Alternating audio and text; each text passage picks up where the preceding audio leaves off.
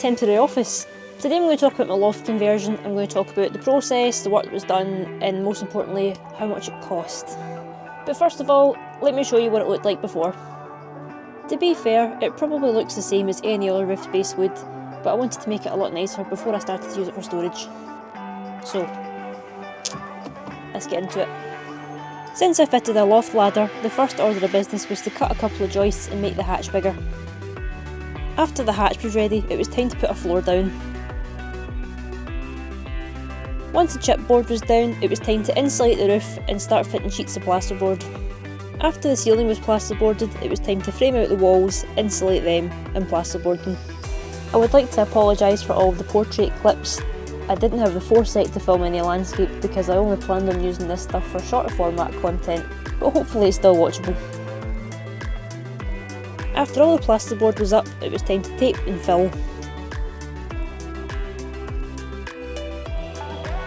As much as it's messy, it's the most important thing to make sure you get a nice finish at the end. After all the screws and joints had been filled twice, once it was dry, it was time to sand it all, which is the dustiest job ever, and it is a total mess, but again, it's worth it to get a nice finish in the end.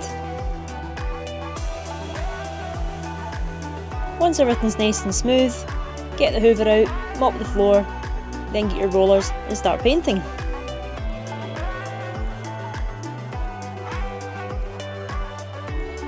It's at this point you actually feel like you've done something useful.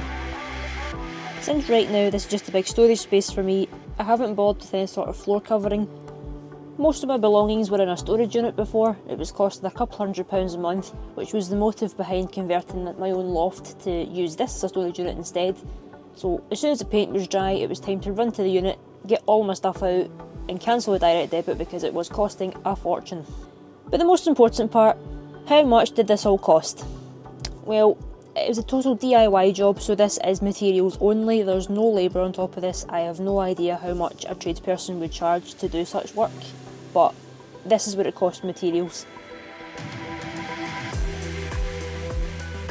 So, my final list of costs for my loft conversion. 10 sheets of chipboard at £14 each, totalling £140 for the floor.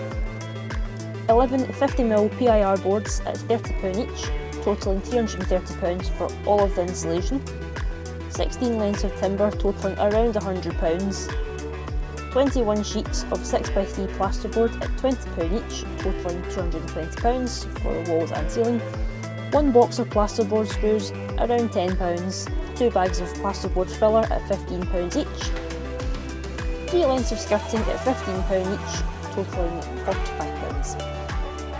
Around £20 of white emulsion on the walls and ceiling, and the light was only £15 from Toolstation, and the loft ladder was £160. So total cost of my loft conversion was £1,060 in materials only. DIY and lots of help from my dad saved any labour costs. Job's a good one. And that concludes the first completed project of my renovation.